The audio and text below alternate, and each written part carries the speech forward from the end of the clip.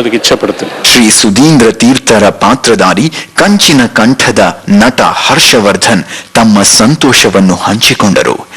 ಈ ಪಾತ್ರ ನನಗೆ ಸಿಗತ್ತೆ ಅಂತ ನಾನು ಖಂಡಿತ ಅನ್ಕೊಂಡಿರಲಿಲ್ಲ. ಇದುವರೆಗೂ ನಾನು ಮಾಡಿದಂಥ ಪಾತ್ರಗಳೆಲ್ಲ ವಿಭಿನ್ನ ಸಾಮಾಜಿಕ ಪಾತ್ರಗಳೇ ಹೆಚ್ಚಾಗಿ ಮಾಡಿದ್ದು.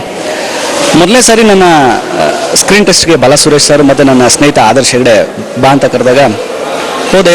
ಪೌರಾಣಿಕ ಯಾವುದೇ ನಾಟಕಗಳ ಹಿನ್ನೆಲೆಯಲ್ಲೂ ನಾನು ಬಂದಿಲ್ಲ, ಅಂದರೆ ಈ ರೀತಿಯಾದ ಒಂದು ನಾಟಕಗಳನ್ನ ಮಾಡಿರಲಿಲ್ಲ. ಹೋದಾಗ ಮೂಚಿ ರಾಮಕೃಷ್ಣ ಅವರು ಮೇಕಪ್ ಮಾಡು ಅಂತ ಹೇಳಿಬಿಟ್ಟಿದ್ದು ಮೂಚಿ ರಾಮಕೃಷ್ಣ ಅವ್ರಿಗೆ. ಮೂಚಿ ರಾಮಕೃಷ್ಣ ಅವ್ರು ಬಂದಿದ್ದ ತಕ್ಷಣ ಶಾರ್ಟ್ ಹೇರ್ಸ್ ಇತ್ತು ನಂದು, ಅದನ್ನೆಲ್ಲ ಹಿಂದಕ್ಕೆ ಹಾಕಿ ಬಾಲ್ಡ್ ವಿಗ್ ಹಾಕಿದ್ರು. ಅಂದರೆ ಗೆಟಪ್ ಅದಕ್ಕೆ ಒಂದು ಆಲ್ಮೋಸ್ಟ್ 1.5 hour ಆಗುತ್ತೆ.